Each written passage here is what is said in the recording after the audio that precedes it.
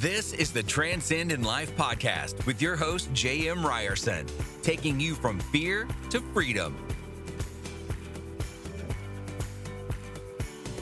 Hey, welcome back, everybody. I'm really excited. I just recently got to know this guy. David Prosper believes that when leaders get better, families get better, communities get better, schools get better, the government gets better, and ultimately the whole world gets better. David is the founder at Global Youth Leadership Summit. After hearing his mother say her last words, "I wish I did enough," right before she passed away, that motivated David to create a world where no one would ever share those same words as his late mother, which fueled his vision to create a world where healthier families and communities are the new standard. David is an award-winning speaker, host of the Leadership Revolution, TEDx speaker, and certified leadership and communication trainer. David, that is quite a list of accolades. You've been busy, brother. How you doing, man? I'm doing well. Just a little bit. How about yourself? I'm doing amazing, brother. I'm so excited to have you on. Again, when you meet somebody and you get a chance to feel their energy, and yours is just dynamic, it's magnetic, and I was like, this guy will be around my life for a long, long time. But I love what you're passionate about. So can you tell us a little bit about what you're doing? Because I gave that whole list of accolades, but the whole Youth Leadership Summit, and it's global. I love this idea. Tell us more about it. Yeah, we had the opportunity to host a virtual summit. Our initial goal was essentially to do a camp, but Corona and COVID interrupted it. But something I would tell my team all the time is, when other people see interruption, we see innovation. When other people see problems, we see potential. And when other people see obstacles, we see opportunities. So we use that opportunity to pivot, not just in the local zip code that we're here in Colorado Springs, but how can we have a massive impact worldwide? And as a result of it, getting connected with a couple of speakers from the UK, Australia, and even here domestically, we decided, you know what, we're going to do something different. And we're not just going to talk about leadership for the youth, like behavioral, emotional intelligence, which is all amazing, but we're going to talk about the heart, because I truly believe that when we don't get the heart right, we operate from a wound and then we hurt others who never cut us. So we've been on this journey of educating, equipping, and empowering others to transform their lives and the lives of those around them. And the summit is a pilot to what we have planned in the future, which is a private Christian leadership academy, K through 12. And that's what we're working on right now. So that was scary and exciting. One of my good friends say it's terror-citing, both terrifying and exciting at the same time. So that's what we've been on so far. And I'm excited about this journey. Well, it is an exciting journey, and it's an amazing why. I mean, anybody that can't get behind that, I don't know. You're not welcome in my circle if you can't get behind that. But, one of the things you talked about, when you and I were talking off air, is you've had people say that's too big, or they try and almost limit what you're trying to do. And I think we encounter that a lot as people. Mm-hmm. How did you overcome that and say, you know what? Cool. Thank you so much for your thoughts, your opinions, trying to protect me, quote unquote, but I'm going to do me. So how did that come about? Yeah, that's a phenomenal question. Since I was a kid, I've always been labeled playing, Pop Warner football. I was too small. I was not fast enough. I was not gifted enough. And I didn't come from a family of athletes. So I always, see it as a challenge. And I'm a huge Marvel's fan. So every hero goes through a journey and they're met with an opposition, and they come to a crossroad and they say, either I'm going to rise to the occasion or I'm going to back down. And when the people around me started saying, hey, your goals are a little bit too ambitious, too grandiose, too little out there, you've never done this, I looked back at them and said, there were the same peoples that told the Wright brothers, you can't get a metal sheet and fly it through the air. They were the same people that told Elon Musk that you can't move money on the internet. They were the same people that said we can't have an African-American president. So I look at those things as challenges, and it's easy to conform, but when we actually step out in faith and we do something great as a result of it, it inspires others to do something great as well. Like the guy who broke the 4 minute mile. People said it was impossible until he did it. So it's just pushing past those perceived limitation and inspiring others to do that. So it was just making a decision to rise to the occasion.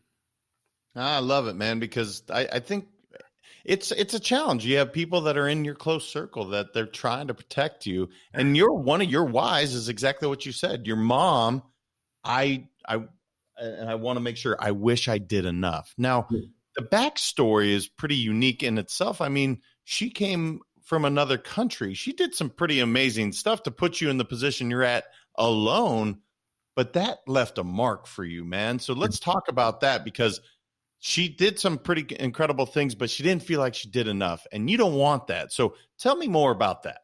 Yeah, thank you for bringing that up. Like my mother came from Haiti and my father came from Bahamas. And for those who are familiar with that, Haiti is a third world country. So that's just poverty, stricken all by itself. And she came to America to pursue a better life and to, most importantly, give us a better life. So she had us in Florida, and growing up in the projects, the projects here in America is different from the projects in Haiti. Like that's wealth considered in the third world country. But what my mom did was, which was inspiring, because none of her family members have gone to America before her. So she was the pioneer when her family and her relatives was just like, don't go there. You don't know anybody there. Our family is thicker than water, all that stuff. But seeing her do that and then hearing her last words of, I didn't do enough, I didn't do enough. So my mom did something that was told not to do. And she created a life that I have an opportunity to be in America, to get an education here. But she had all of these gifts, all of these talents, all of these visions of what she could actually produce and contribute to a world to make it a better place. But she fell victim to the people in the community of saying, it's too big, it's too grand. And then what I realized on the deathbed of everyone, we don't think about what we did do, but we think about what we didn't do. And regret is the worst. Like, I think it was worse than the cancer itself that killed my mom. But having that regret of, I wish I could have done it, but I didn't do it, not because I was incapable of doing it, is because I listened to the people who weren't doing it. Yeah, man, it's just such a unique perspective, because I look at the strength that it must have taken for her to make that decision. That's huge. I mean, that's literally leaving everything, giving your child or your family a better opportunity, and then to feel like, man, I didn't give enough. It's pretty amazing to take that and really apply that. So let me ask you, because I'm sure being told that you weren't the fastest kid on the football team or the biggest kid, how do you deal with failure? Because inevitably we all, when we try these things, we're going to fail, man. That's one of the things that we as entrepreneurs all do, is we get our butts kicked. But what's your process of dealing with failure? Well, I would say first is in the mentality, it's in the mindset, right?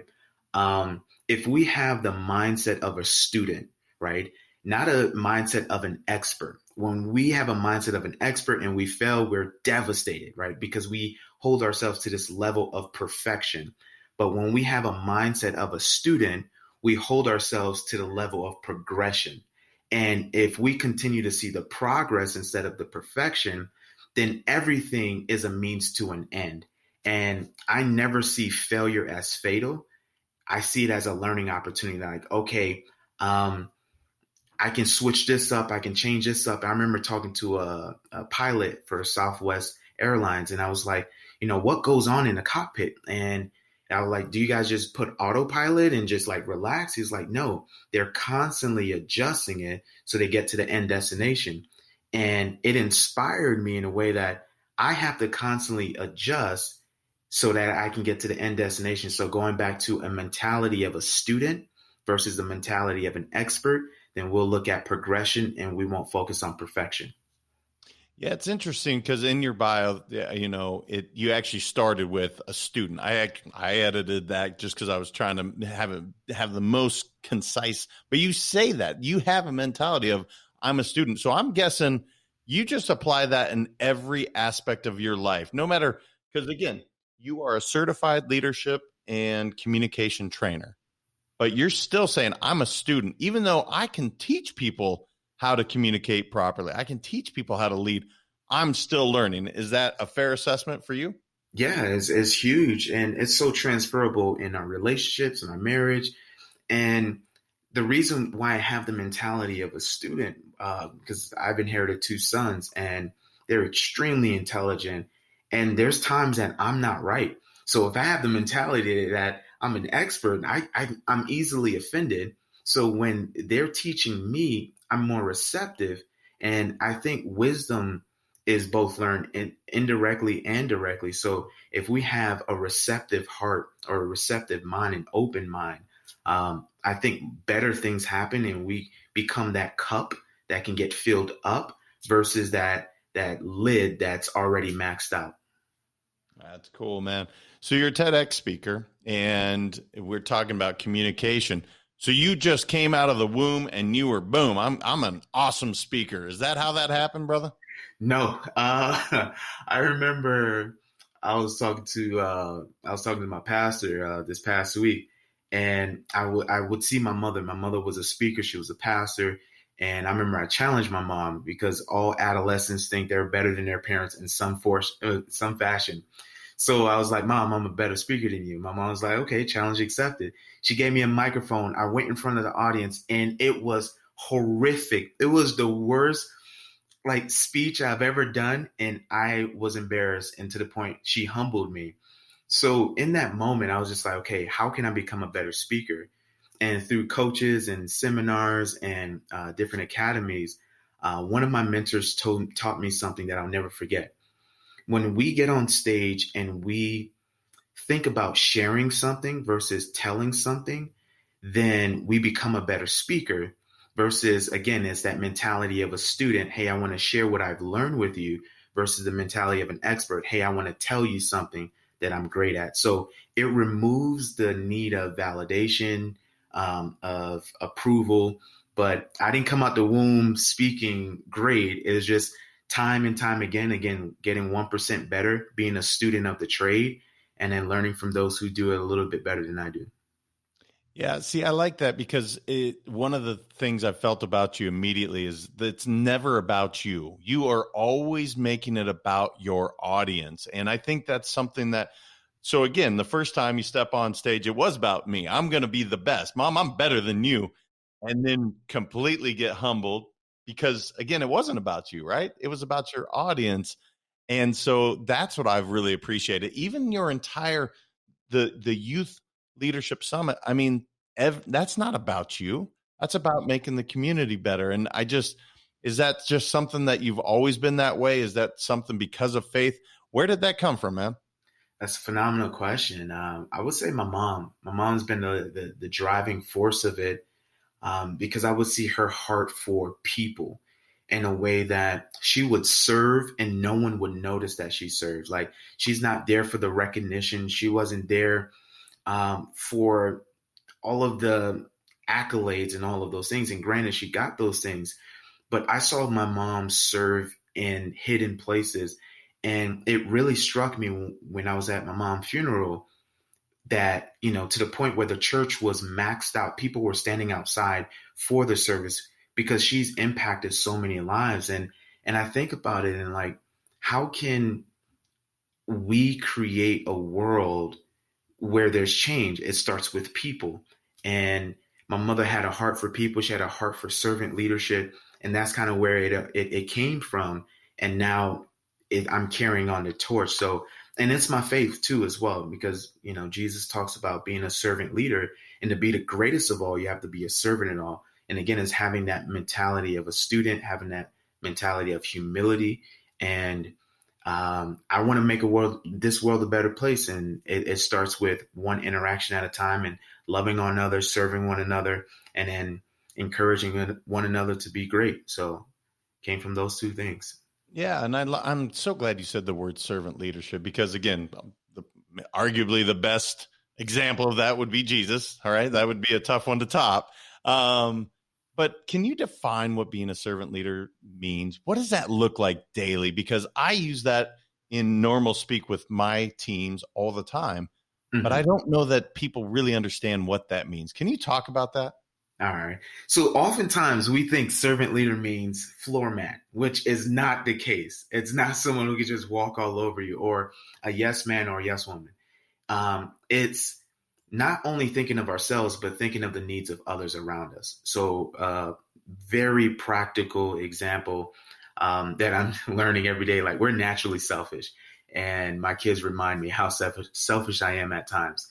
So, like I go to the refrigerator and I think about eating. My stomach is hungry, and I'm thinking about eating. The only thing I'm thinking about is getting food in my belly. So, servant leadership would be, hey, I'm hungry and I know I need to eat, but my kids may be hungry too. What do they need to eat? Right. So it's not thinking less about ourselves, it's thinking about ourselves less and others more.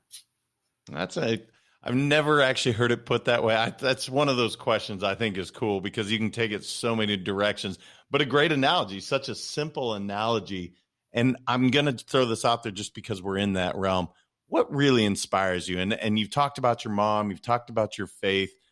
You are maybe every day is just sunshine and rainbows for you. I don't know, but it seems like that. Like you got this smile, man, and it lights up for those that can't see. It lights up the room, right? Thank you. What inspires you, man? Well, first and foremost, if I'm open, honest, and transparent, every day is not sunshine and rainbows. It's not perfect. But what inspires me is growth. Um, Growth inspires me, and growth in myself, knowing that I'm better than I was yesterday, growth in my kids, growth in my wife, growth in the people around me. What happens is it becomes this energy force of creation excites me.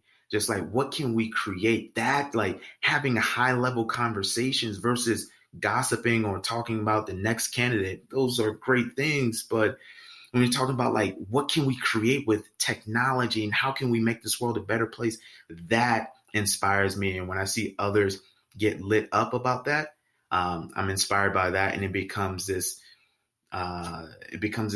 back and forth volley of just inspiration of seeing others understand who they are and understand how powerful they are in God.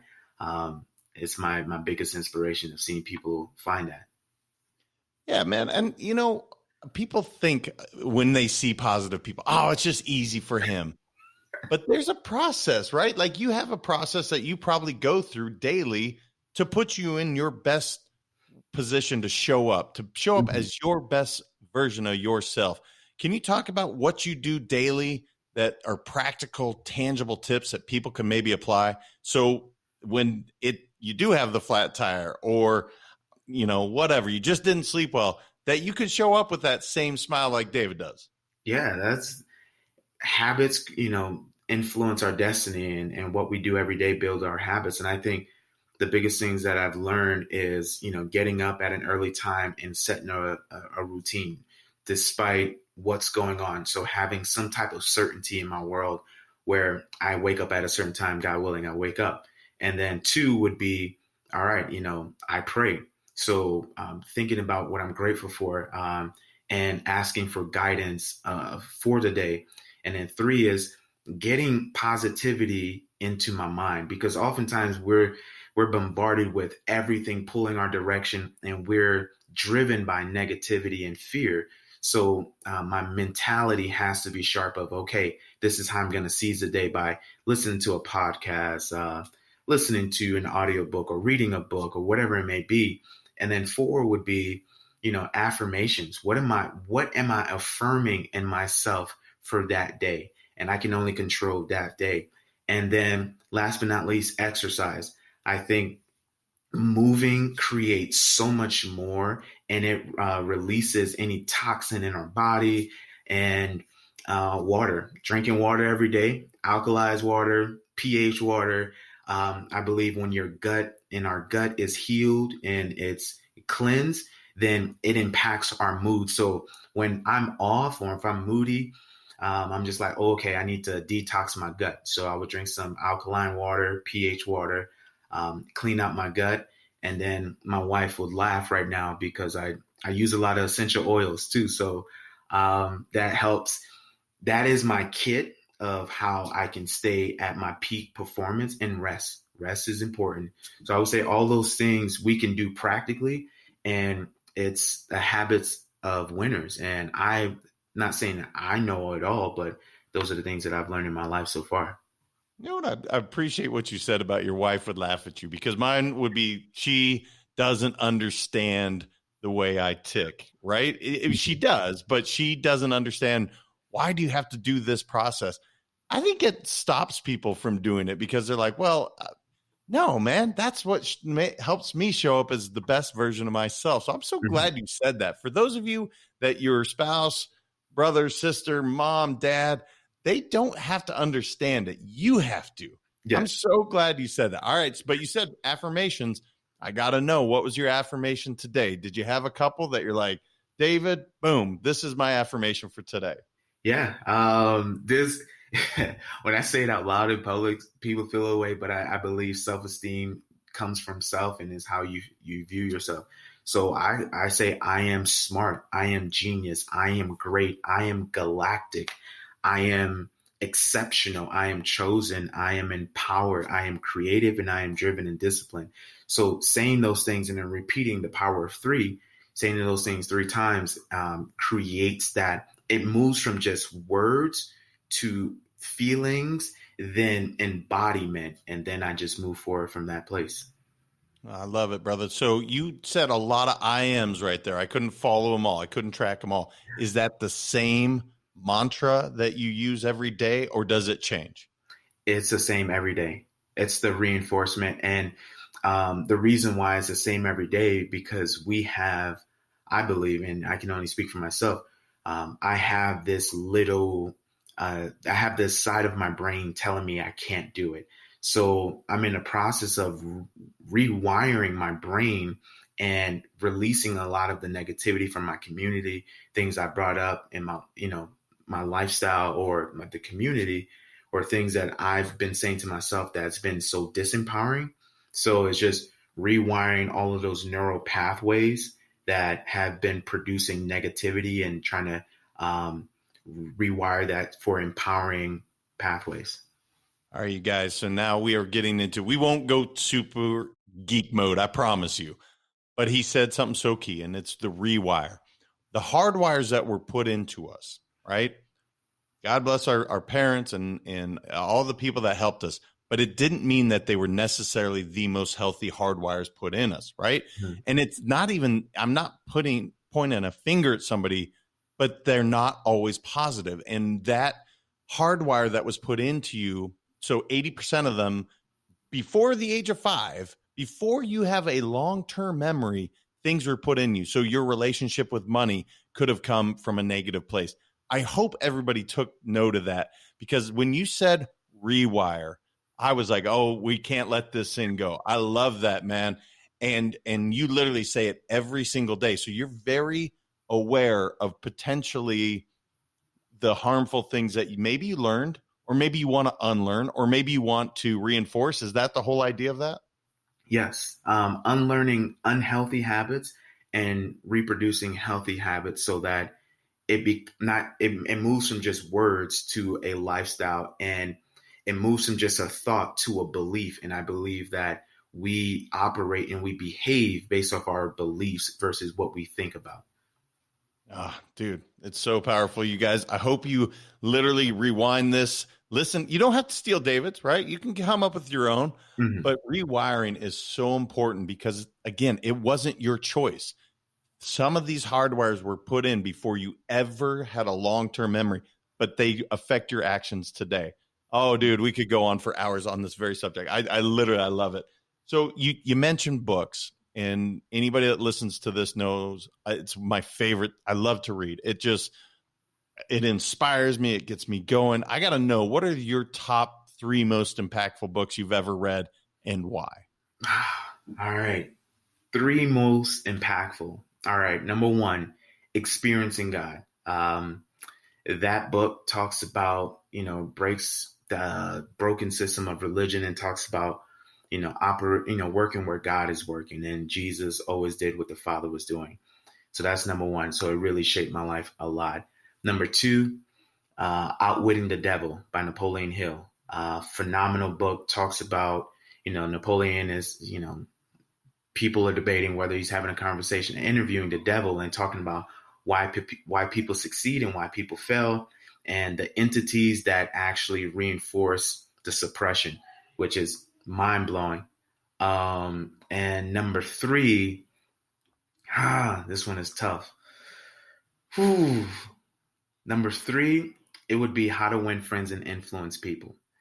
And the reason for that book is just learning about how people operate, how to influence people in a positive way and to move a crowd and essentially gain more friendships. So I would say those three books. And if I can add like a little star under there, it would be The Habit of Breaking Yourself.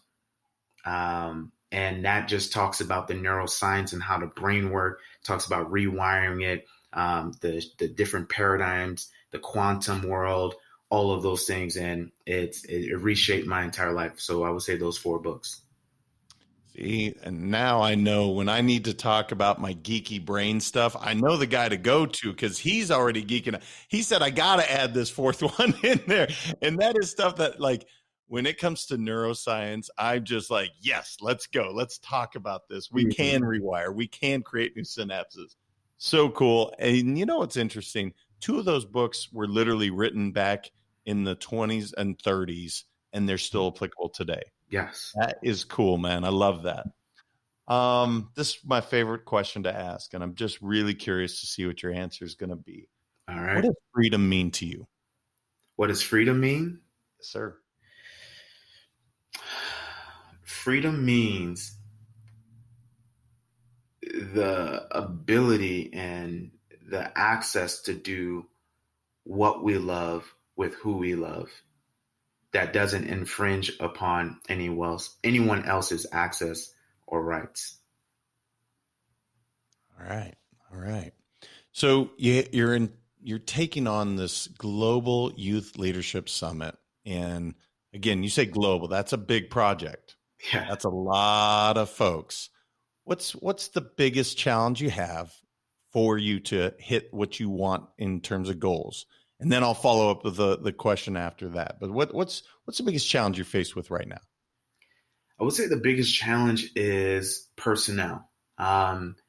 It takes, like my mother would say, it takes a village to raise a child. I believe it takes a community to change a community. And now on a global scale, I think it takes countries to change countries. And it's personnel would be the biggest challenge. Outside of that, it would be,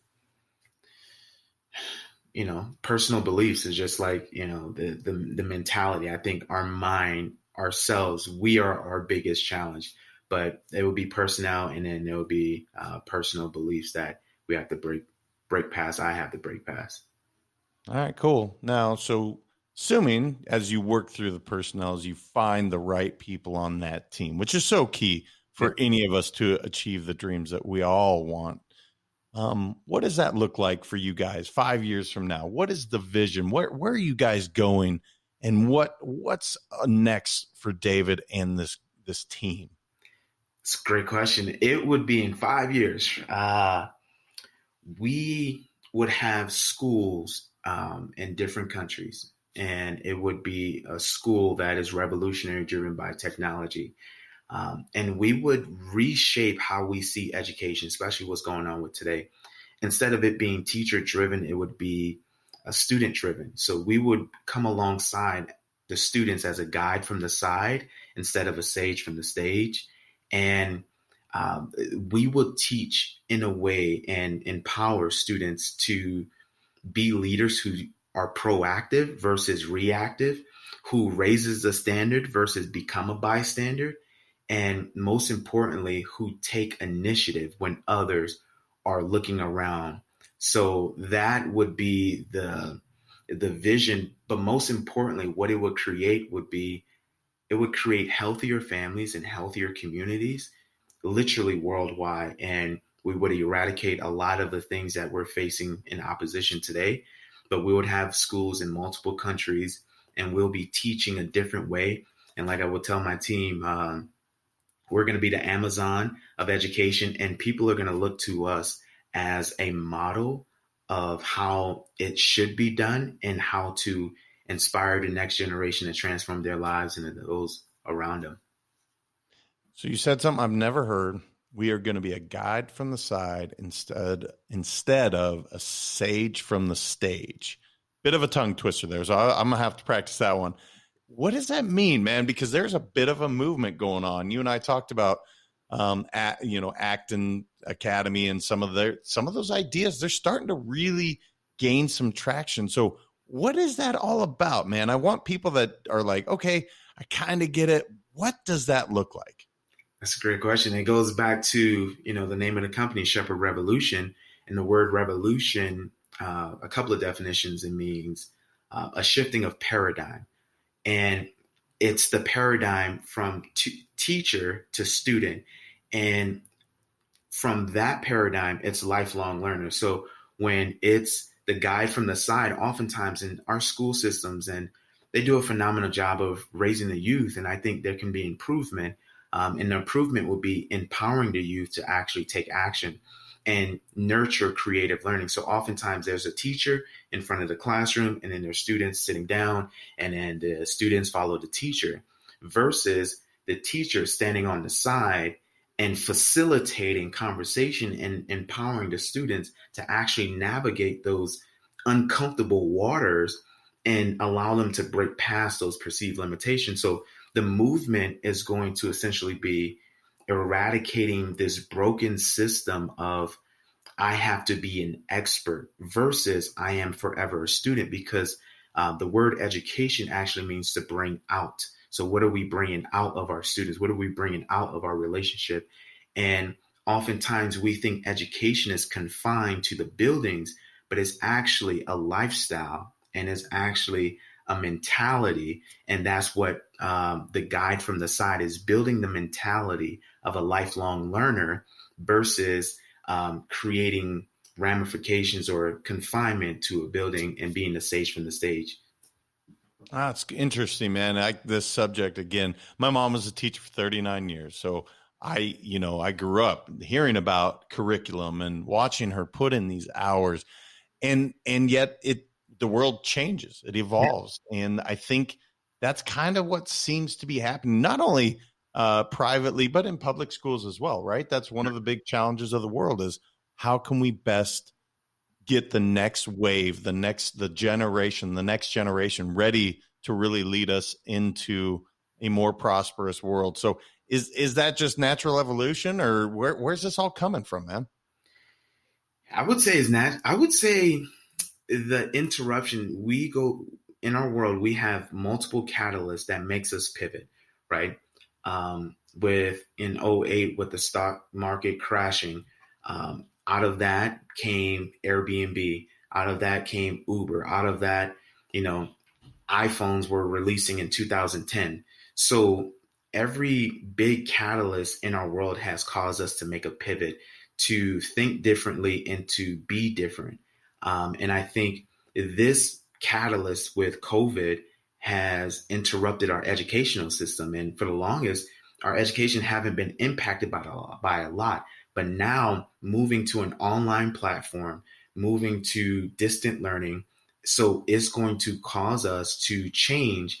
And something I encourage a lot of people around me, especially teachers, right? There was a time where Blockbusters was hot and popping, and we would go to the store, get our movies, and now we're streaming things. So we've converted, and for those who made that pivot have succeeded and been in front of the innovation, but those who were resistant to it became obsolete. So I think this new pivot that we're facing, this catalyst, is not meant for interruption, but is meant for innovation, to be better, to do better, and to reach more.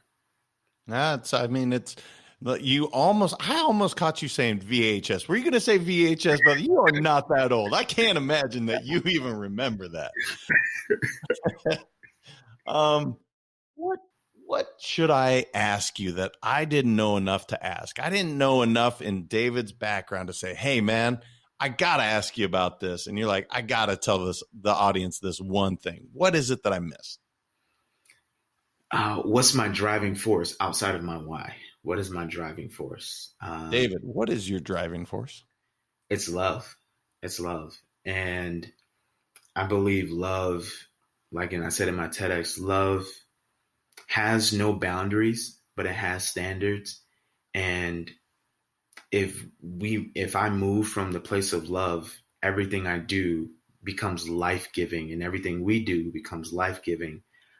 So that's my driving force because I truly believe love is the emotional oxygen that gives us life. And when we don't have it, we die. We die a slow death. Physically, we may not die, but spiritually, we die. And I think if we all respond from that place, and I know it's not the most PC, or the most how can I actually do it, but if we respond from the place of love, it would eradicate a lot of the stuff that we're facing right now.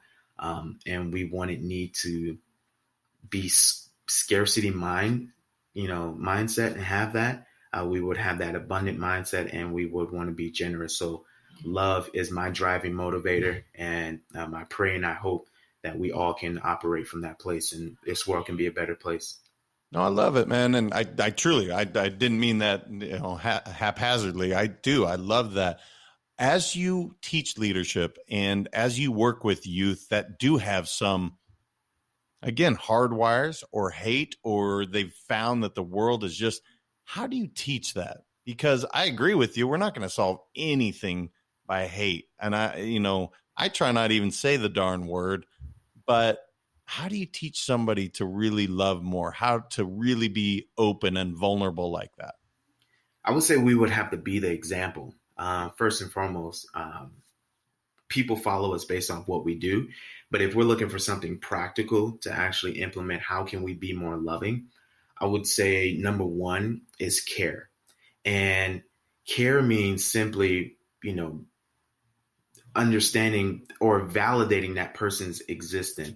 Caring is essentially saying, I see you, I hear you, I understand you. And now that person exists in our world. And number two would be curious. So curious would mean what's that person's background? What are their burdens? What is really troubling them? And then what are their battles? What are they currently going through that are challenging and I can support?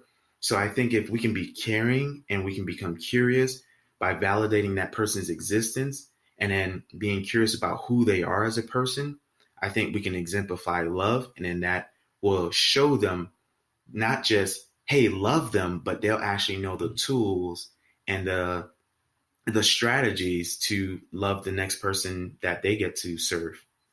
Yeah, two things just immediately came to mind. No one cares what you know till they know that you care. I probably say that, I don't know how many times a week, a lot. And then part to the course, just like you said, How to Win Friends and Influence People, Dale Carnegie, in order to be interesting, you have to be interested. And as you said that, man, I had a visual, you reading that book, man, because that was the whole idea. And I love that so much. David, for people wanting to support what you're doing, want to connect with what you're doing, how's the best way for them to connect with you online? It's a great question. I would say first and foremost, go to my Facebook, David Prosper, and our website, shepherdrevolution.com. And then third, I direct access, text me directly at 414-552-9598. But if you don't feel comfortable doing that, I'm on all social media platforms. Instagram, I am David Prosper. I'm on TikTok if you really want to see my personality, and LinkedIn. But I'm on all social media platforms and then our website at shepherdrevolution.com. Dang, man. So TikTok, he's on it. You are hip. I knew you were hip. That's why the youth relates to you so much. You gave out your cell phone, bro. I don't know anybody that does. I love that. You are truly open to the world. I want to thank you so much for being here. I thank you for talking about what you guys are doing. I can't wait to see the future for yourself, for the Global Youth Summit, everything that y'all are doing. Thank you, man. I really enjoyed this conversation. Thank you so much for having me. Thank you. It is truly my pleasure. You guys, until next time, continue to transcend in life. Have an amazing week. Thank you so much for listening. If this content is delivering value to you, please make sure to subscribe, rate, and review us. That helps us build this community, and that is what we are all about. Building this community as big as we can, helping as many people as we can, and deliver as much value as possible. Be sure to head over to transcendinlifepodcast.com for information on my coaching courses, and make sure to follow us on Facebook, Instagram, and LinkedIn at Let's Go Win 365. Let's go win and transcend in life.